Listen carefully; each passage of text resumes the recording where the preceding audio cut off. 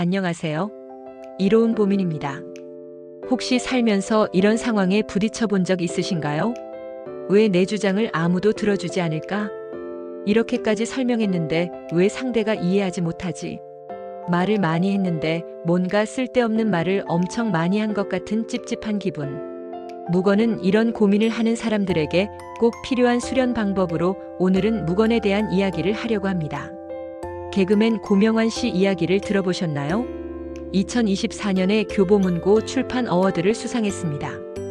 그는 큰 교통사고로 생사의 기로에서 책을 읽기 시작했습니다.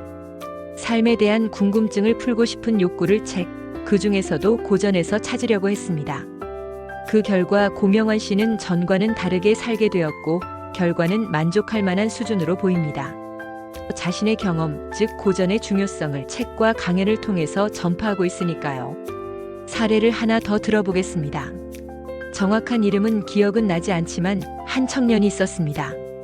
그는 학창시절 내내 주목받지 못하고 사회생활에서도 특별한 성과를 내지 못했죠. 삶이 힘들었던 그는 어느 날 모든 외부 활동을 접고 집에서 시간을 보내게 되었습니다. 답답하고 심심했던 그는 책을 읽기 시작했습니다. 몇 년을 집 밖으로 나가지 않고 오로지 책을 읽고 글을 썼습니다. 그 과정에서 세상의 흐름과 사람들의 마음을 깊이 이해할 수 있었죠. 이 청년은 몇 년 뒤 세상에 다시 나왔을 때 전혀 다른 사람이 되어 있었습니다. 그는 자신이 읽은 책에서 배운 지혜를 바탕으로 강연을 했고 많은 사람들을 감동시켰습니다. 그리고 많은 사람들의 멘토로 자리 잡게 되었습니다. 이렇게 두 사람은 성공을 거두었습니다. 그리고 두 사람은 하나같이 말했죠. 책을 통해서 지혜를 얻었다고. 그래서 책 속에 길이 있으니 책을 읽으라고 권합니다. 하지만 저의 생각은 다릅니다. 두 사람은 의문이 풀릴 때까지 책을 읽었고 답을 얻을 때까지 자신의 생각을 말하지 않았습니다. 지식을 집어넣기만 하고 꺼내지 않았습니다. 그 결과 내공이 생겼고 그 결실을 지금 맛보고 있는 중이라고 생각합니다. 결코 책을 읽어서 된 것은 아니라는 것이지요. 이러한 원리는 음식을 만드는 것에 비유할 수 있습니다.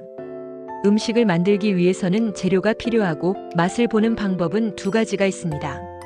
만약에 여러분이 맛을 볼 때 여러 가지 재료를 각각 하나씩 맛보는 것과 재료를 모두 넣어서 완성된 요리를 맛보는 것 중에 하나를 선택하라면 어떤 것을 선택할까요? 당연히 여러 가지 재료로 조리의 과정을 거친 요리일 것입니다. 왜냐하면 후자가 맛있을 테니까요. 묵언은 이와 같습니다. 지식을 습득할 때마다 바로 나오는 말은 음식의 재료를 각각 하나씩 맛보는 것이고 여러 가지 지식이 많이 쌓인 후에 나오는 말은 조리의 과정을 거쳐 나온 요리와 같습니다. 그래서 말에 차이가 있습니다.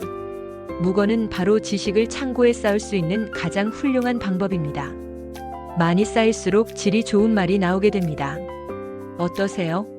묵언의 필요성과 힘이 이해되셨나요? 이처럼 대단한 힘을 가진 묵언은 누구나 실천할 수 있고 반드시 해야 할 일입니다.